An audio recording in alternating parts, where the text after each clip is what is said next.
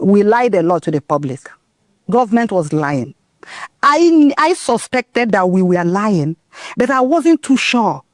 You see, when people tell you, because I was reporting the meetings, when they told us President Yaradua was playing with his children, the stories were not adding up. But when I confirmed that we were being fed with lies. So at that time, you were not having access to the president? No, nobody had access to him once he was flown abroad. Nobody had access. The cabal took over. They were in charge of everything.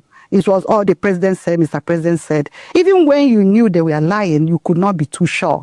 But when I confirmed that they were lying and confirmed that the president was not in a position to give instructions or sign anything, was when they went to get him sign, was it the bill, National Assembly bill? And when they came back, I started asking questions. You see, when three people say three different things, then you know that they did not come together to agree on a common lie to tell. Hello everybody, welcome to the live stream. Welcome to Let's Make It Right on a new episode. So in today's episode we'll be talking about something different, revealing more secrets, educating ourselves, and sharpening our knowledge regarding the Nigerian history. Okay, so how many of you know this woman on the screen? How many of you are aware about the good works and the good work she did and the secret that she revealed while she was in office?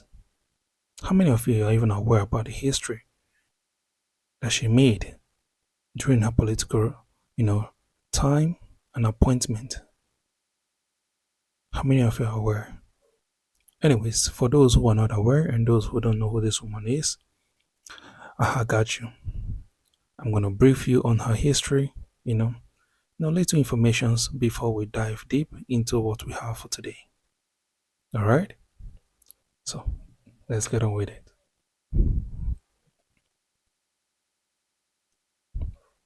So for those of you who don't know who this woman is, I will do that now. Just a few seconds. All right. So this is Professor Dora Akunyili. She was a Nigerian pharmacist, also a politician, and she was a former Director General of the National Agency for Food and Drug Administration and Control, which is also known as NAFDAC. Okay. Now she was, renowned for her relentless fight against fake drugs and counterfeit, and that was actually motivated, due to the death of her immediate sister who took fake medication. So this actually motivated her, to make sure that counterfeit drugs and fake drugs, are eliminated from Nigeria. And at some point in her regime from 2008 to 2010, it was profoundly, confirmed that the amount of counterfeit drugs and fake drugs we have, being sold by clinics, pharmacists, and all that actually reduced to the barest minimum, which is great and it's a plus to Nigeria. And during her time, she was, one of the most realist, ruthless, hardcore truth sayer. She could go, to the extreme end to ensure that the citizens are aware of all the information that, information regarding the immediate, administration. She's very, very transparent in a general sense. Very, very transparent. But unfortunately, we lost her to, some illness. I think it was a urinary cancer she was battling for 2 years, and she was pronounced dead in 2024. But she was one of the few women in Nigeria who still has, her statue standing tall, just in remembrance of her, transparency during her time in her political appointments, and also to remember her for the beautiful works and great work that she did. she's also a pioneer of democracy. So that will lead us to what we have for today. She will be actually, be opening our eyes to some informations that we've been murmuring about or complaining about in regards to the Nigerian government. Okay? So we'll be taking a look into her interview that she did some time ago. And this is one of the beautiful things that, Let's Make It Right bring to you. We go deep, go back in time to ensure that we bring out informations that will help us understand the reason why some political appointed personnel or elected personnel are actually doing the things they are doing, you know, which will help us understand better and make us, make things right by making the right decisions. With no further ado, let's head on to today's interview.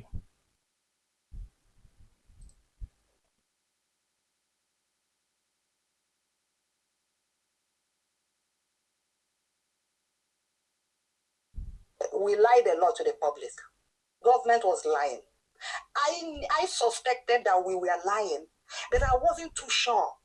You see, when people tell you, because I was reporting the meetings, when they told us President Yaradua was playing with his children, the stories were not adding up. But when I confirmed that we were being fed with lies. So at that time, you were not having access to the president? No. Nobody had access to him once he was flown abroad. Nobody had access. The cabal took over. They were in charge of everything. It was all the president said, Mr. President said. Even when you knew they were lying, you could not be too sure. But when I confirmed that they were lying and confirmed that the president was not in a position to give instructions or sign anything, was when they went to get him signed, was it the bill, National Assembly bill? And when they came back, I started asking questions. You see, when three people say three different things, then you know that they did not come together to agree on a common lie to tell. So, this is actually the first thing we'll have to talk about because this is a very, very rare thing that you see for politically appointed persons to come to the public and be 100% transparent and letting the public know that some things are wrong. Every Nigerian can remember during the Yaradua administration or Buhari administration, you would realize that during their time of ailment or whenever they are traveling for medication, they usually give some lousy excuses. Sometimes you don't even know.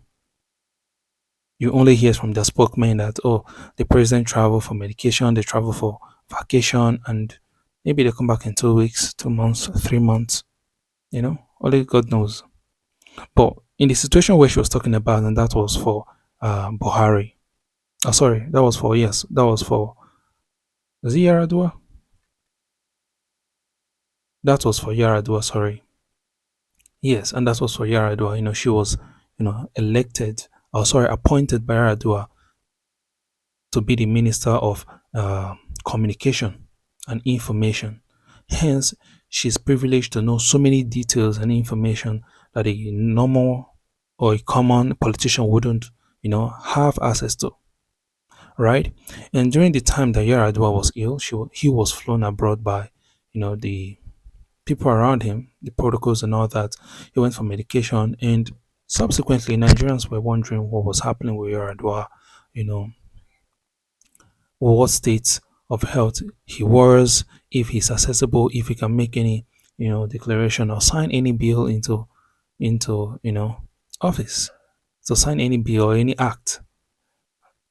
And she at some point discovered that, the people around him were lying. Nobody was being truthful. They weren't transparent. And at some point, Nigerians were also asking these questions.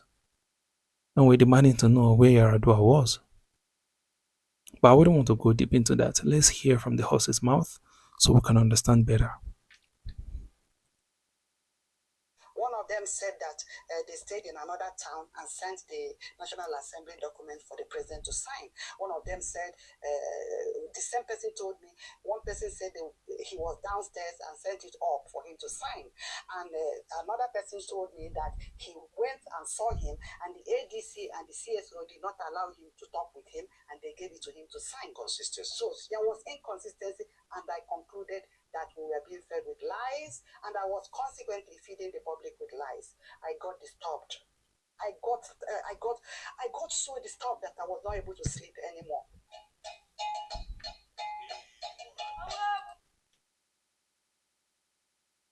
You see, like I said earlier on, this is the challenges that Nigerians are facing, and every Nigerian is wishing, to get to the point whereby they will have access to this politically appointed or elected person to the extent whereby they can get transparency from them.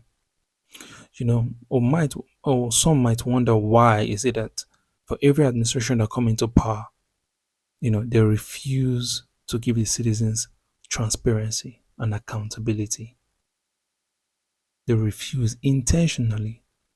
Nobody seems to understand why. But we all know that only corrupt people do this. Is it that the president in the villa, gives instruction to those inside the villa or around the villa to ensure that the citizens don't get transparency about the governance? Or is it the cabals around the villa that refuses the citizens getting transparency from the governance? That's a question we need to answer. And I don't know who can answer that question either. I said, Professor, you recently bagged an African award awarded to you in Niger Republic, together with other distinguished African women, for your leadership in NAFDAC and helping to stabilize democracy in Nigeria. Now, this award is coming 4.5 years after you left office. What reflections did that give you? Well, it actually made me feel that that comfort that when you work with all your heart, with all your might, and putting your best in any situation, people don't forget. Not only in Nigeria, universally. I was actually pleasantly surprised. 4.5 years after NAFDAC and 2.5 years or more after the Ministry of Information. And people are still calling me, not just in Nigeria, but outside Nigeria, to recognize the work we did. I feel honestly very grateful to God and to the good people of Niger Republic, especially the wife of their president who sponsored that award, the president. I wish every Nigerian politician can be thinking the way she was thinking then, or can have this orientation of doing their work diligently, regardless of the situation, regardless of what they are facing. They should do their work diligently, because even if after 4 years, 5 years, 10 years, if you did a good work, people will recognize you and they will applaud you for it. But nowadays, politicians, nobody really care. They just do whatever they like and leave office. I just wish every Nigerian president, every Nigerian politically elected or appointed person, anybody at all, anybody, can have the same mindset that you do have. And for you Nigerians, this is something you should emulate. You in school, in the bank, any sector you're working, any sector that you're working at all, nurse, medical doctor, engineers, whatever sector you're working, do your work diligently. Even you as a wheelbarrow pusher, you with the shoemaker, you with the sell orange, do your work diligently, because at the end of the day, you don't know who is looking, you don't know who is monitoring, you don't know who is observing or watching you. People will always give you your flowers when you do the right job diligently. Who was totally in support. There was a word they used for it, and then the organizers and their Ministry of Women Affairs that worked with their First Lady. Part of the reason for that award was your courage at a critical time of Nigeria. We'll be discussing that in a moment. But obviously, your profile in NAFDAC facilitated your choice into the federal cabinet. How did it happen, considering that you are not a politician? Well, when I was in NAFDAC, my acceptability in the country became legendary because people appreciated, they still appreciate what we did. And because of that, President Obasanjo announced that I announced me as the mobilizer of something like that, of Yaradua's campaign. And I did like the position because I felt my hands were full in NAFDAC. But because I needed to obey constituted authority and the man that put down his feet to employ me as DG NAFDAC, I joined the campaign as the director of mobilization. So that was actually my first time into going into parties and politics. But going into public service was from when I went to local government position. We can go back to that. I wanted to know how you got to become a minister. How I got to become a minister. So after the campaign, the president was sworn in, and when he was shuffled, he made me Minister of Information and Communications. And that was announced after all the oath taking and all the ceremonies. I didn't really expect to be Minister of Information because it's information for me is like 180 degrees away from me. I wanted a critical ministry where I could go and achieve X in 6 months, X in another 3 months, and so on. I'm not saying that you are not the only person that was surprised. Yes. How come you were given the ministry portfolio? From what President Yaradua told me, may he so rest in peace, we had image problem, and I was suited in that position to handle information at a time when government was not actually too acceptable to the people. So my acceptability to the people became an asset for government. So that was why I was put in that position. I felt very bad. I must tell you that. And it would have been difficult for me to accept it if I was told earlier. But you know, in Nigeria, it's after the swearing in and everything that is announced. But I quickly reminded myself with my daughter and the mother-in-law that came to support me and my husband that this is the soul and this information is the soul and image of Nigeria, and I can still be there and make the best out of it.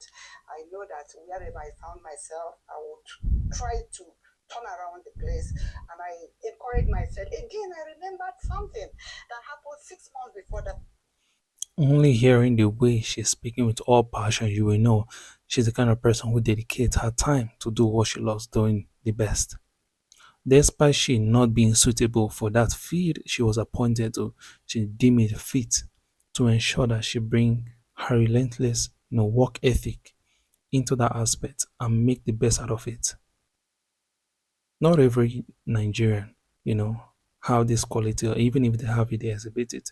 Not every Nigerian politician would actually go to the length at which he went. Not every Nigerian appointed personnel can actually do all this.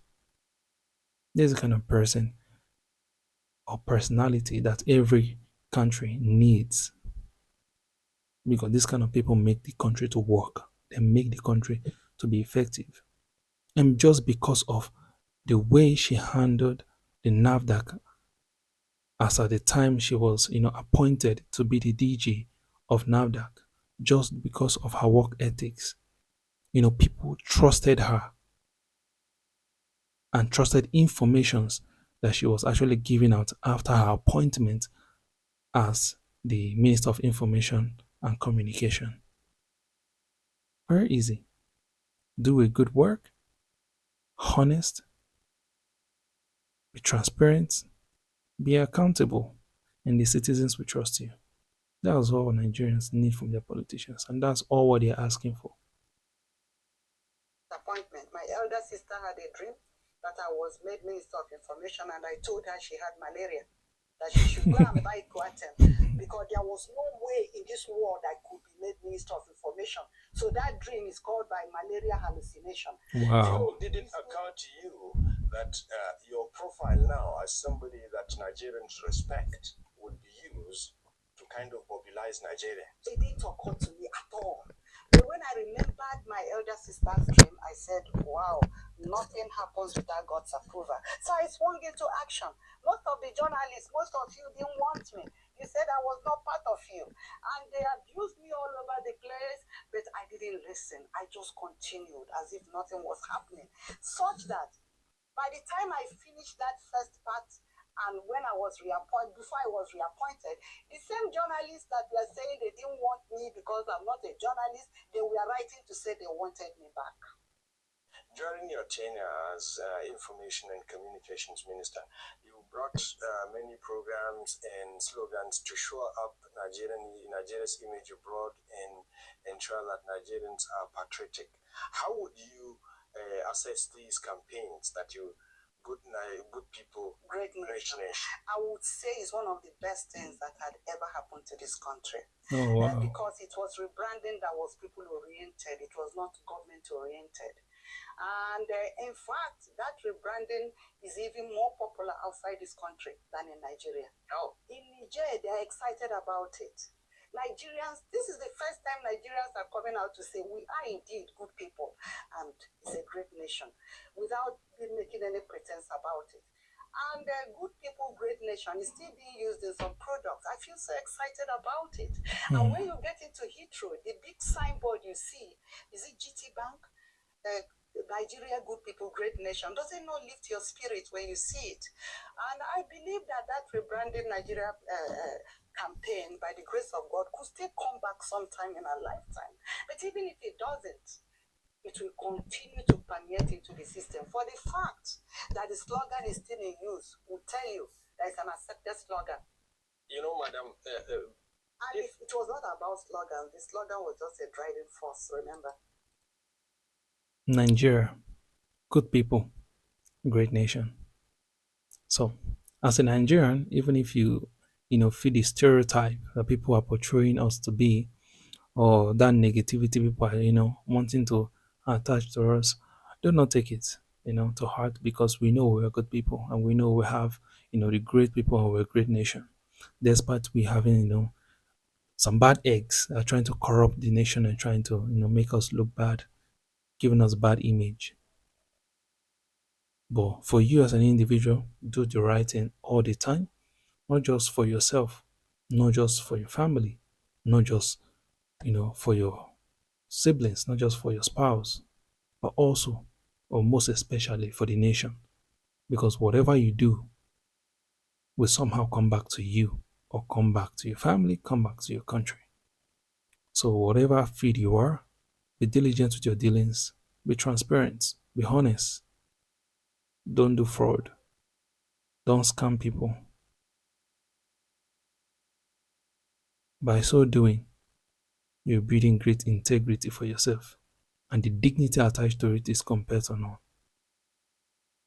And if other people see you, or other citizens from other countries, see you portraying these characters, they tend to give Nigeria more respect. So have this back of your mind. Yes, many a Nigerian critic say, but for the existence of the likes of the parastatals in the Ministry of Information, NTA, Voice of Nigeria, Radio Nigeria, NAN, that the ministry is kind of irrelevant if not for this kind of intellectual direction you, and I think to an extent in Wiki Jr., tried to give it. Are you also in tune with this, that there is need to reform the Ministry of Information and its role generally? But they are right. The critics are right. Ministry of Information needs re-engineering. Because if a ministry is not relevant, if a ministry is not speaking to the minds of people's needs, that ministry becomes irrelevant. And that was why I brought in the Rebranding Nigeria campaign, so that the Ministry of Information would not just be a ministry of reading news and then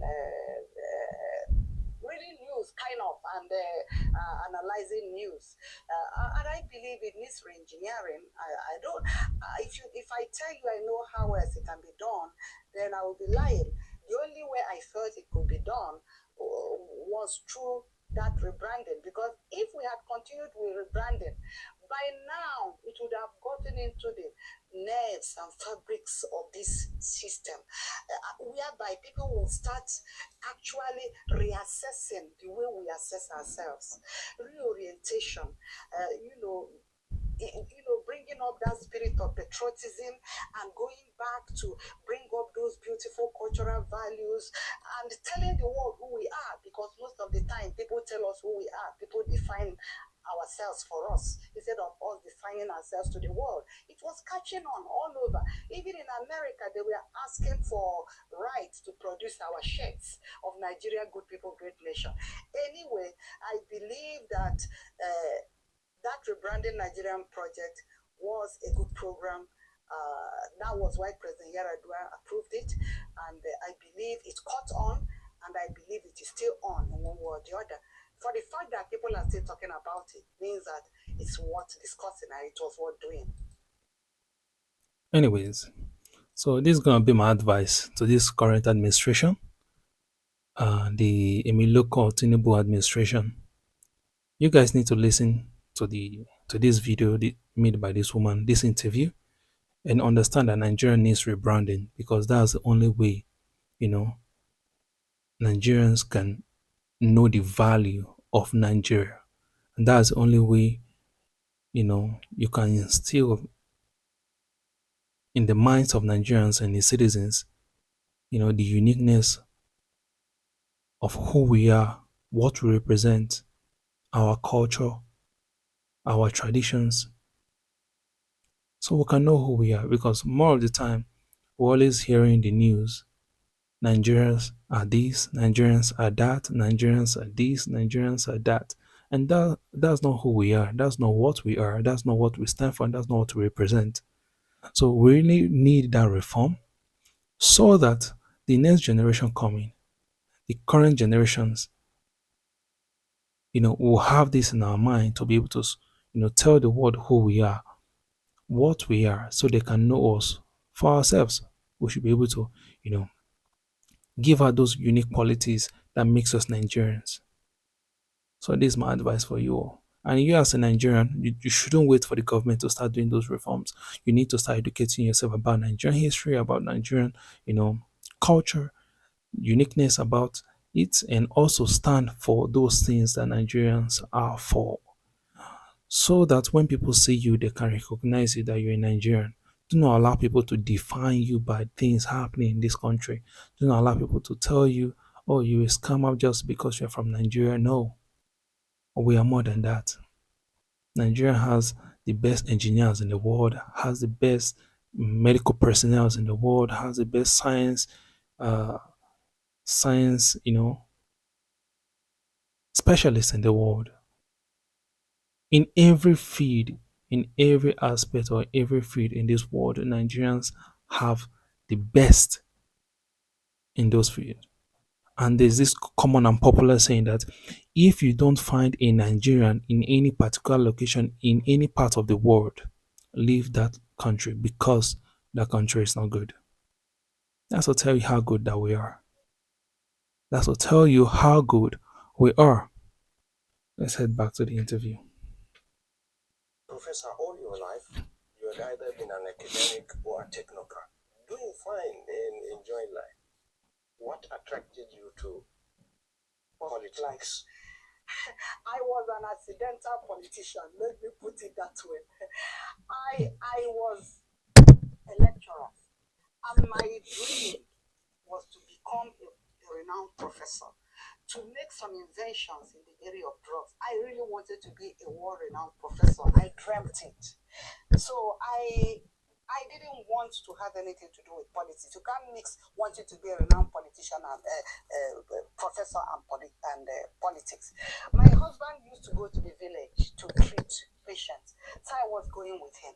So some weekends, when we visited the village, so a woman or a girl will run to us and say, doctor, my doctor's wife, if you had come last weekend, my child wouldn't have died. That Oh kind my of God. story. So it touched my spirit. I called my husband. I said, why don't you open a clinic so that you can be helping these people? My husband said, what? If you finish treating them, they will say, oh, thank you, Nwa Julius. Julius' son has treated us and there's no way we should pay him. We know the father. It's our relation. So how would I train my children if I come to establish a clinic here? I would not make money. So I now started thinking of what to do for the people because there was no hospital there. So I decided to go to the women's meeting and talk to them about an abandoned old building. How do we refurbish this building and make it a hospital? Because people are dying here, they don't have hospital attention. And the women were excited about my proposal because I'm not from there, I'm married there. It's like this woman is not from here, she doesn't have any relation here, and she is so passionate about helping us. So they joined, they contributed money, we finished it, and I went to the men's meeting and pleaded with them to equip it. And what I used to get them was just equip at the theater or the ward or wherever and get your name affixed there and get immortalized, your name, your company, your family, or whatever. In 45 minutes, they took up the hospitals. I went to the Onisha market with my husband and the donors, and the hospital was equipped. And Professor BC Musu, the then commissioner for information, was called to help us with Very the necessary smart. equipment. That was Very, how we very, very established a smart. hospital in the village. And that was how I became a village champion. They now said, oh, this woman is our own. Oh, this woman should go to House of Rep, she should go to this, she should go to that. My husband said, no, they are not going anywhere. I don't like women politicians. You're too young for that. Anyway, I wasn't even tempted. I said, I want to be a professor. So I left after the establishment of that hospital. I said, I have finished my work. But thereafter, the village, the opinion leaders led by Chief Dan Obuefi, they were asked to nominate somebody to represent them in the local government. They nominated me. That was how I started my political career. I went to the local government to represent them. They were asked 3 times to represent somebody that would to nominate somebody that would represent them in state boards. I was nominated 4 times. So that was how in the local government, I Wow. served in health management board, I served in advisory council, women commission. I was the coordinator of Better Life Anambra State. So I found myself totally immersed in the system. But that was how I started. A masterstroke of your political decision was when you retired as Minister of Information and Communication in a PDP government and sought elect position on the platform of an opposition party after. Was that a conscious choice or political strategy? Well, I believed in what I did, and I still believe in what I did. I don't regret anything because nothing happens without God's approval. I That's was right. a minister of information, and my governor invited me and wanted me to come and help him to seek election and serve my people on a different and of course higher platform. Elective position is better than appointive position. I hope you know that, especially when your people elect you to serve them. So some people did not agree with me, but I believed in what I did. My husband believed in it. I went for the election. I actually won the election. Not in the Senate today because of the 180 days expiration of cases. If the case was concluded, I would have been in the Senate. It's all the same. That I'm not in the Senate is the will of God. Madam, I am not complaining. You are a very vibrant. It is the will of God. You are a very vibrant and vocal person in Nigeria's political landscape. Well Wow. known to everybody. But are you still in politics? Do you still nurse politics? So even as lenient, smart and outspoken with the works that she has done, Nigeria still happened to her. This country, this country go want you, but no panic. It go want you. I'm really surprised because with the kind of profile she has built for herself, coming out to represent her constituency, and the citizens actually voted her in. Then it was annulled or disputed. They went to court, and because of the constitution that we have, which has some clauses stating that about 100 and something days, if the case is not concluded, then that means she's completely removed from the senatorial seat, which means another person has to be in that seat. Wow. Omo Ninja. So they play this woman like Messi, playing like Ronaldo. And she's even more, she's really, really positive about it, talking about it's all God's plan. I mean, I believe that she want peace and she didn't want to like fight back or try to, do things. But I know that all those things were done by the opposition parties, those manipulation was done by the opposition parties just to remove her from that seat. I mean, how many good people do we have like this? Just imagine she made it to the Senate. Imagine the kind of bills she'd have introduced to be passed on, because definitely she will be voted for the Senate president. Definitely, with the kind of work that she's doing, definitely. So they wouldn't allow someone like her to even come into the Senate at all. If not, she will expose everybody there. And yeah, Ambition. You've been quiet for some time now. Oh, I'm very much in politics. I am very much in politics. I see not political ambition. And if it is the will of God, I will run again for the Senate. But some people are saying that the people you fought in NAFDAC were the ones that fought you back. Oh, they fought me back. They fought me back, and that was not why I lost. Even with all the money they put into that election to make sure that I did not get it, I still won. If I did not win, they should have allowed the case to be concluded on time so that the judges would count the votes from every polling booth and find out who had the majority votes. But yes, you're right. They contributed money, they helped, they did everything over their dead body, but it is not because of them. It is the will of God. You are a major participant when Nigeria was kind of at a crossroads. Later, Adua was ill, and then we were neither here nor there before the Senate resolution. You came out, and it's now popular across Nigeria, the so-called cabal. Can you just give us an insight into that, and why did you decide to speak about it? That was part of the reason why I was honored in jail. Niger Republic. So the organizer called me heroine of democracy. And part of the award you were part of the award. In Niger. There was a lot of emphasis on NAFDAC, but there was also a little emphasis on what happened during the last months of President Yaradua. May he so rest in peace. What happened during that period was that we lied a lot to the public. Government was lying. They've been lying, I swear. I suspected that we were lying, but I wasn't too sure. You see, when people tell you, because I was reporting the meetings, when they told us President Yaradua was playing with his children, the stories were not adding up. But when I confirmed that we were being fed with lies. So at that time, you were not having access to the president? No. Nobody had access to him once he was flown abroad. Nobody had access. The cabal took over. They were in charge of everything. It was all the president said, Mr. President said. Even when you knew they were lying, you could not be too sure. But when I confirmed that they were lying and confirmed that the president was not in a position to give instructions or sign anything, was when they went to get him signed, was it the bill, National Assembly bill? And when they came back, I started asking questions. You see, when three people say three different things, then you know that they did not come together to agree on a common lie to tell.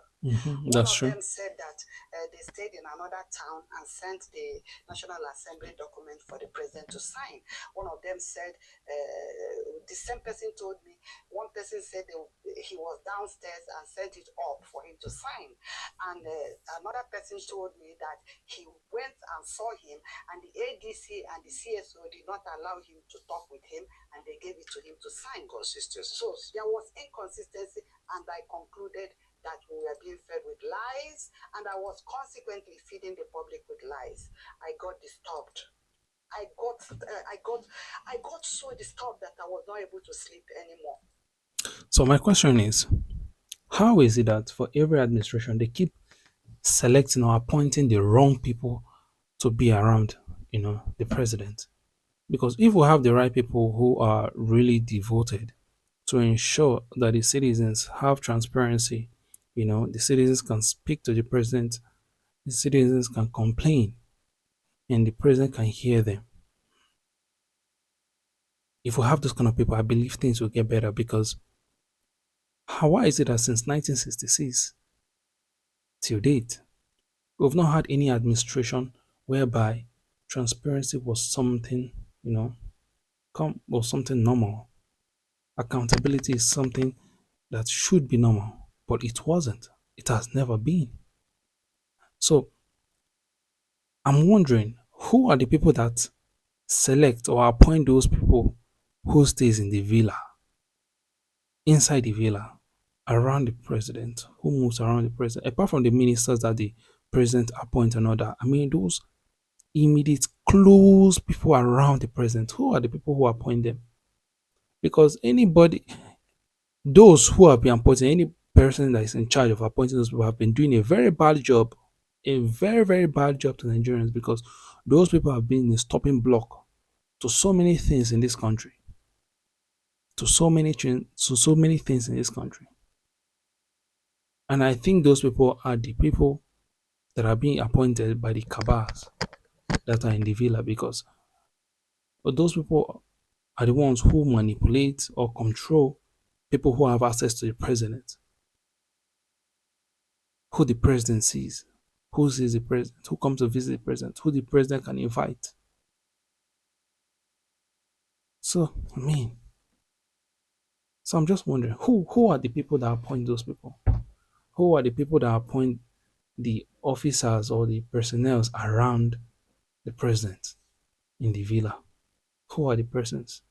Or what office, what arm of government, what organization, you know, is in charge of that? That's what I want to know. If you have any opinions, or if you know the answer, drop it in the comment sections. I'll be there, you know, to check. I, at a stage, I decided to travel, took my leave for the first time, hoping that by the time I come back, by the time I came back from my leave, these things would be sorted out. But by the time I came back, it was still on. That was when, after the last council meeting, when the former Attorney General took over my job. And my face gave me out because I was in shock. I was looking at him in shock. I know our journalists are fantastic. They took that photograph and showed it in front of one of the newspapers. How I was looking at him in shock as he was making that report. And I actually told everybody around me that that was the last day I would appear publicly to tell a story that I had confirmed that was a lie. And a day before that council, I had started thinking of what to do. But before that day before council, I went to 3 ministers. One of them, I went to his house because of his age. And when I came to his house, I saw Dr. Kalu Idikekalo. I called Dr. Kalu Idikekalo, the former Minister of Finance. I said, my brother, this is why I have come here. I would want you to join your voice to mine if you can. Our democracy is collapsing. I want to speak to this man. I've spoken to 2 ministers. They don't want to help.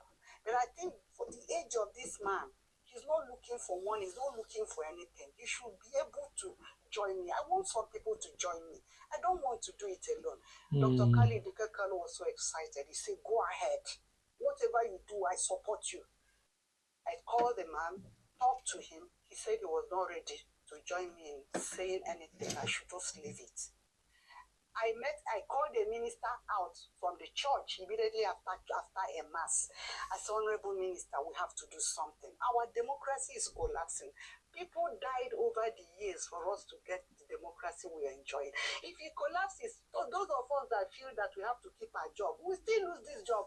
The minister said I should just leave him. This thing is too delicate. If the man comes back, I called at the minister, the third, that one came, said he was coming to my office.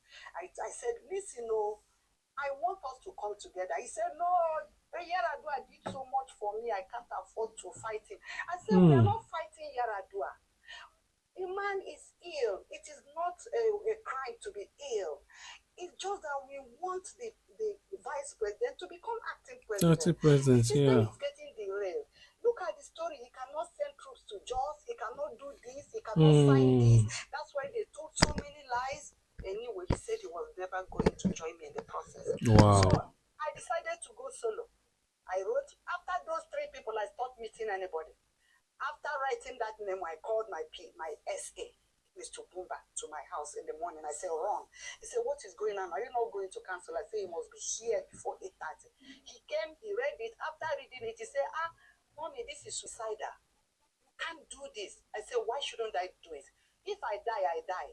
He said that our job is on the line. I said, if our democracy collapses, you will still lose your job.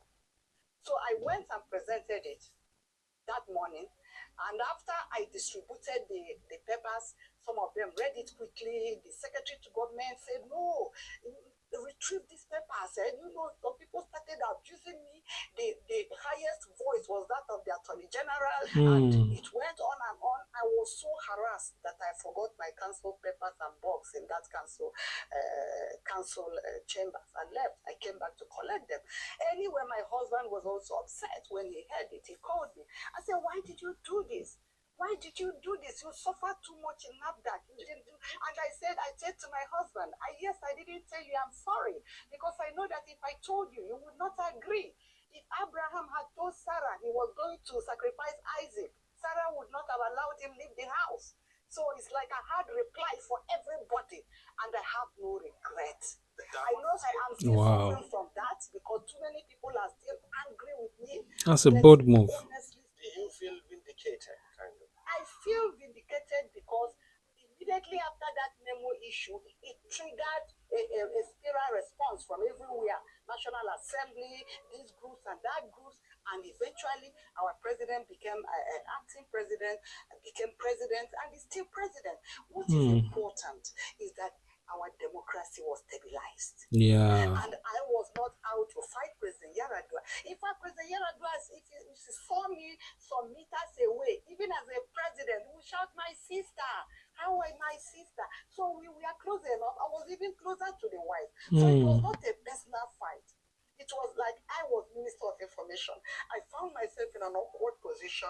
I was the person that would relay the lies to the public. And I got to a point where I said I would no longer do that. Madam. And Not so many politicians in Nigeria, actually look out for the well-being of the citizens. Not every politician in Nigeria that are elected or appointed think of what the citizens, are going through. None of them want to take that responsibility. They are all just concerned about what the president will say about them, what the president will think about them, what the president knows about them. That's all the only thing they think about, because godfatherism is something that they cherish so much. But she on this other side is doing something totally different that most politicians cannot do. They no fit try am, no politician fit try himself. With this new administration wey we dey, this Tinubu administration, no politician fit try am. Any politician try this kind nonsense wey any politician try himself, that politician don lose the position. I mean, we can all see for ourselves what happened in Port Harcourt, in Rivers, I mean, where an elected governor was suspended by the president. This is the things, these are the qualities that Nigerians deserve from every politicians that are elected or appointed. Shekina, nothing much. People who are looking after the well-being of the nation, not just for their own stomach or for their own reputation, to their own close reputation of friendship with the president, just because of what they want to gain, or money that they will get, or a position that they'll be appointed. And we all can remember during that time, during that Yaradua time, when he was ill, people were complaining what was happening to the president. Nobody's acting, nobody's signing things, nobody's making any function, nobody's making anything to be functional. Excuse me, because we didn't have any president, as at the time, who could give instructions. Meanwhile, we had a vice president who was just dormant. And she was the one who actually led the fight, that push for, for Goodluck to become the acting president as at that time. Kudos to her. She did great. She did absolutely great. Was relieved after that memo. I was able to sleep again. Yes. looking at this action, how would you say people should approach public office? Should their loyalty be to the nation, or their loyalty and to their oath of office, or their loyalty to their so-called godfather or whoever? You see, public service is a call. It's a call to service in a special way, especially in a population like ours, where you have millions of people and you're selected among the few to pilot the affairs of government. You should see it as sacred. Loyalty should be to your boss, yes, when he asks you to do what is correct. I can also be stubborn. If I'm asked to do what is wrong, I will not do it. The greater loyalty should be to the country, because it is to the country that you swore the day you were being sworn in. And it is loyalty to the country that will bring about common good for the majority of our people.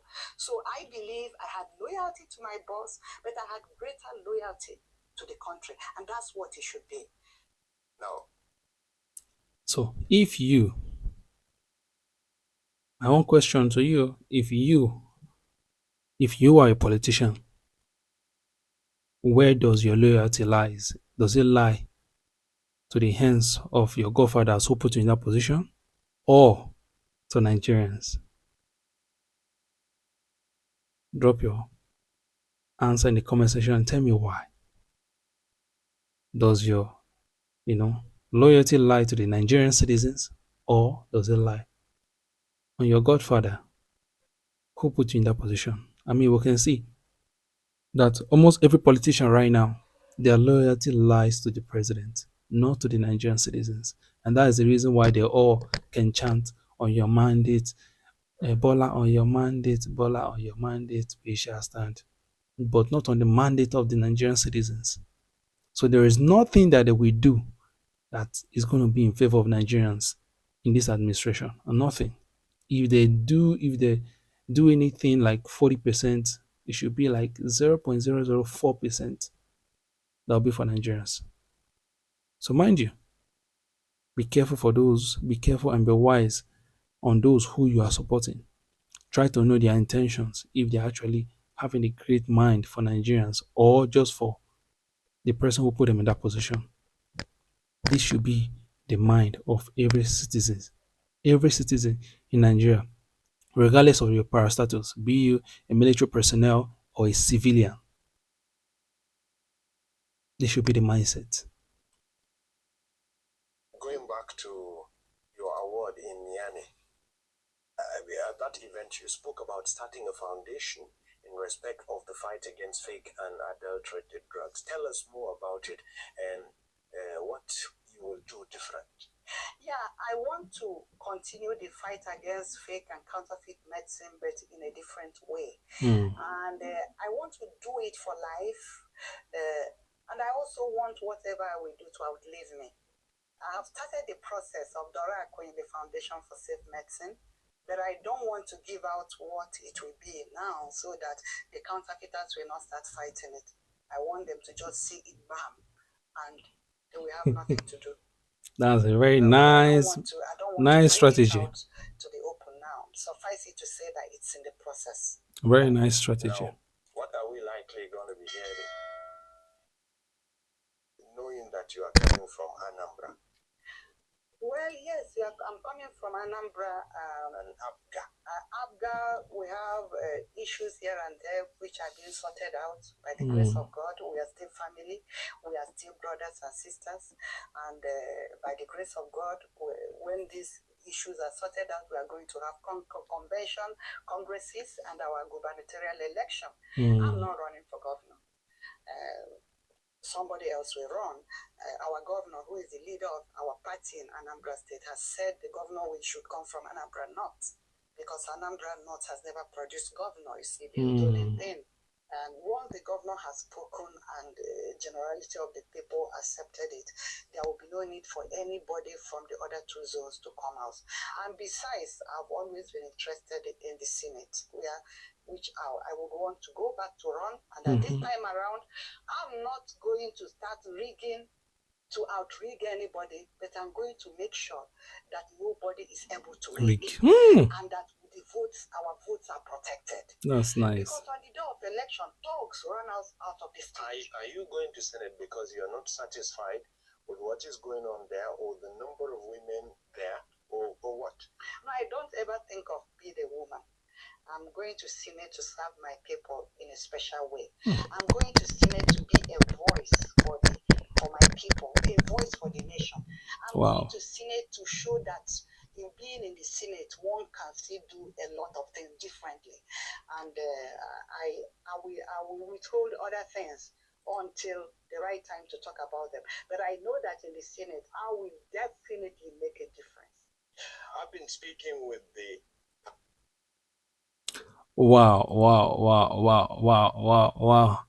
That is nice, and this is really massive. This is really massive.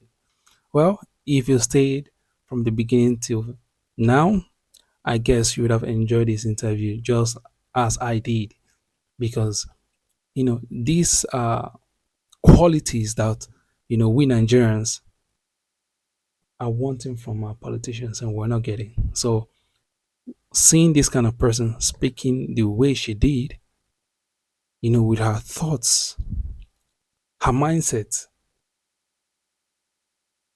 you would enjoy every bit of her leadership. Even the way she's narrating incidents that have happened before, and saying things that she planned to do, is so crystal clear that you can just easily give her your trust. You know why? Because she knows what she's doing. She's not just there for herself, she's there for the citizens. Wow. I encourage every Nigerian politician to be like her, and I encourage Nigerians to also watch this video till the end. Not just short. If you see the short on YouTube, ensure to go to the main video or watch it from the beginning to the end. If you see it on TikTok, if you see the short, ensure to click the link on my bio, the YouTube link on my bio. Click the link click the YouTube link on my bio, and it will direct you to the video. Watch the video from the beginning to the end so you can understand the reason why. Today I didn't even make much comments. I was just enjoying, the way she was speaking. I just enjoyed the way she spoke. I enjoyed the things she said, and I can tell you for sure that if she was still alive, I would have rooted for her for presidency. I swear to God, if she was still alive. But I mean, the hands of death is something that no one can prevent. It's inevitable. But I'm glad that Nigeria as a nation once had someone like this woman. I'm really glad.